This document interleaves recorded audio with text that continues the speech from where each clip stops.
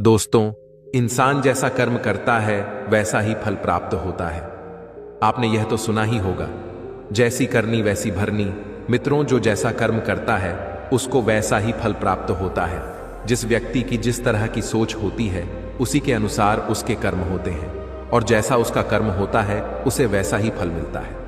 दोस्तों, यह कहानी बहुत ही ज्ञानवर्धक है। इसको सुनने के बाद मनुष्य को कर्मों का फल कैसे मिलता है पता चल जाएगा। नमस्कार दोस्तों, एक गुरु का आश्रम था। एक बार जब वह गुरु अपने शिष्य को उपदेश दे रहे थे, तब उसके आनंद नाम के शिष्य ने पूछा कि गुरुदेव, कर्मों का फल कैसे मिलता है और जरा समझाइए। तब गुरुदेव आनंद से कहते हैं, भंते, हमने अपने जीवन में जो कुछ भी पाया, जो कुछ भी खोया, वह इसी दुनिया का था और वह यहीं पर रह जाएगा। हमारे साथ कुछ भी नहीं जाएगा। हम खाली आए थे, हम बिल्कुल खाली जाएंगे। और जो लोग अपने मन से बिल्कुल खाली होकर जाते हैं, वास्तव में उनके अंदर ज्ञान का दीप जल जाता है। वो आगे चलकर दूसरे जन्मों में निर्वाण की स्थिति को प्राप्त कर सकते हैं। लेकिन उससे पहले तुम्हें इस जीवन की निरर्थक को समझना होगा। यहां पर कुछ भी पाना या कुछ भी खोना कोई मायने नहीं रखता।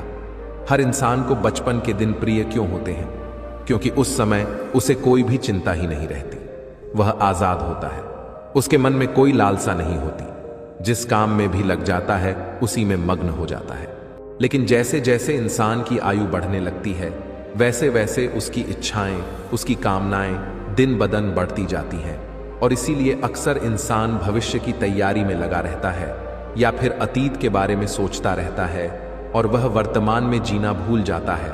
वहीं अगर हम किसी छोटे बच्चे को देखें तो उसके लिए कोई भविष्य या कोई अतीत नहीं होता। उसके लिए तो बस वर्तमान होता है, और इसीलिए वह वर्तमान में पूरा आनंदित होकर रहता है।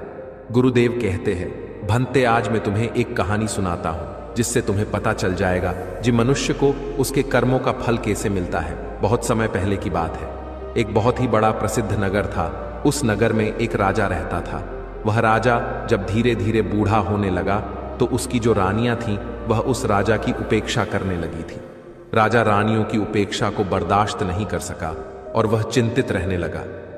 एक दिन उसने अपने वैद्य को बुलवाया और उस वैद्य से कहा कि हे वैद्य राज, क्या आप कोई इस तरह की दवाई को तैयार कर सकते हैं जो मेरी खोई हुई जवानी को वापस कर सके।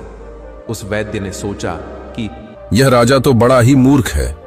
यह फिर से जवान होना चाहता है।